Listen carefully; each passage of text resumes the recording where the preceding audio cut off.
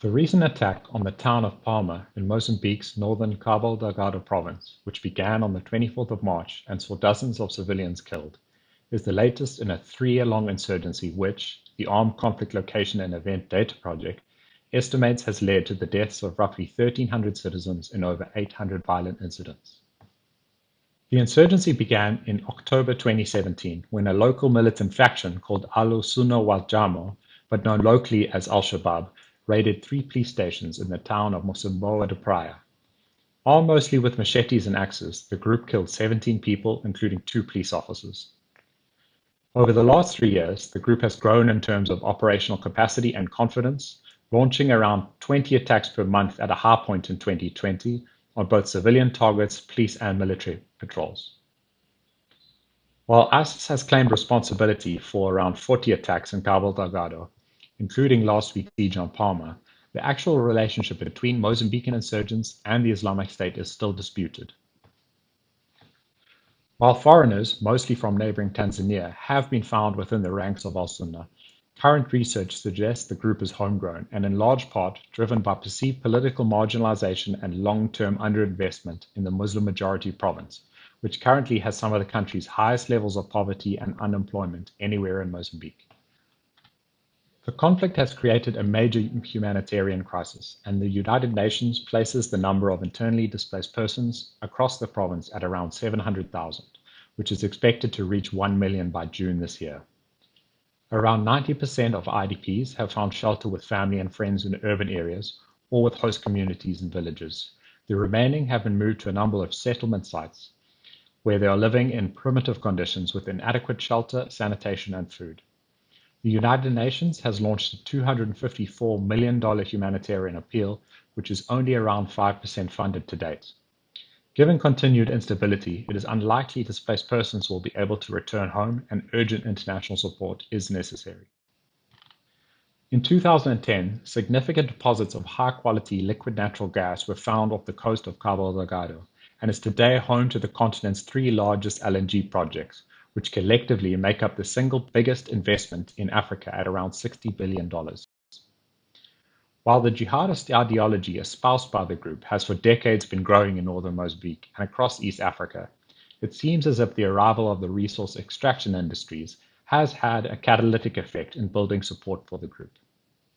Historically, poor governance within the extractive sector has had a negative impact on local communities in the region and driven anti-government resentment.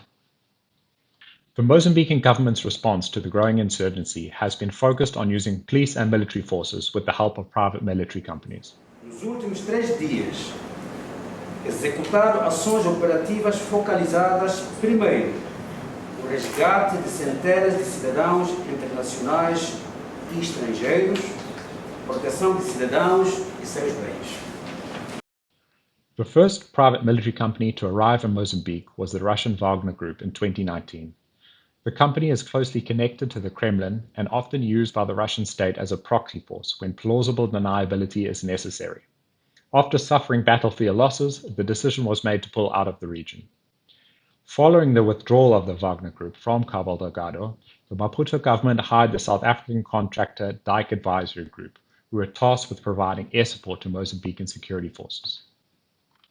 In March, the United States government designated 2 Islamic State affiliates in Mozambique and the Democratic Republic of Congo as foreign terrorist organizations and placed personal sanctions on the alleged leader of Islamic State Central Africa Province's Mozambique wing, Abu Yasser Hassan. The U.S. Embassy in Maputo also announced that U.S. Special Operations Forces will conduct a joint combined exchange training with Mozambican Special Forces. Portugal has also promised to send trainers, and the European Union and South Africa are looking at ways to provide support. To date, military efforts to defeat the group have failed. Frequent reports of gross human rights violations at the hands of the government, security forces, and private military companies continue to make headlines in Mozambique and abroad, likely fueling local support for the insurgency and exacerbating grievances in the region.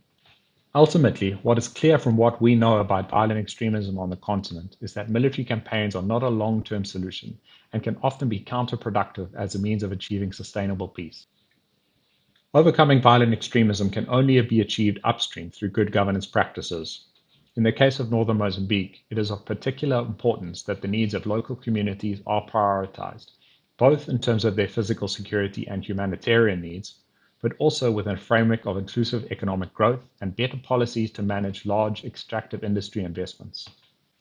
A scenario whereby a political elite continue to capture all local content opportunities associated with the extractive industries, as well as prioritize the security of onshore LNG production facilities over citizens, will only serve to deepen the insurgency and allow international jihadist networks to gain a greater foothold in the country.